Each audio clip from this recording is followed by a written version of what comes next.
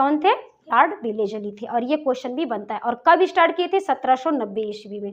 कहीं कहीं फ्रांस के डुप्ले का भी जिक्र आता है, बट वह स्टार्ट तो किया था, सफल नहीं हुआ था, तो जनक वेलेज़ली को ही माना जाता है। इसके बाद लॉर्ड डलहौजी आया, जिसने व्यक्तिगत नीति या गोद निषेधी की नीति या हड़प नीति, तीनों नीतियां उसकी थी। और इंग्लिश में डॉक्ट्राइन ऑफ लैप्स की नीति अपनाई, जिससे कई राज्यों को उन्होंने अपने राज्यों में यानी ब्रिटिश ईस्ट इंडिया कंपनी में विलय कर लिया था।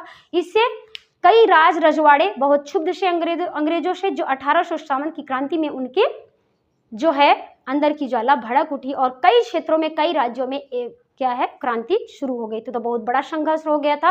कहते हैं कि ये देश की प्रथम स्वतंत्रता संग्राम क्रांति भी थी। इसमें कई राइटरों का मत है, उसको आगे में अलग से पढ़ा देंगे किसने क्या क्या कहा है। फिलहाल अपनी 1857 की क्रांति को देख लेंगे, जिसमें क्वेश्चन आपके बनते हैं। सबसे पहले आपका ये बनता है कि हड़प नीति के तहत डॉक्ट्राइन ऑफ लैप्स या व्यक्तिगत नीति या गोद निषेध की नीति किसकी है? तो लॉर्ड डलहौजी की है। किसकी है?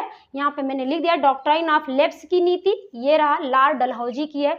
और 1848 से लेकर 1856 तक इन्होंने कई राज्यों को अपने अंग्रेजी राज्यों में विलय कर दिया, यानी उसमें ब्रिटिश ईस्ट इंडिया कंपनी चलती थी, उन्हीं के शासन प्रशासन में लॉर्ड डलहौजी ने विलय कर लिया था। तो इसमें भी क्रम भी पूछते हैं कभी कभी कि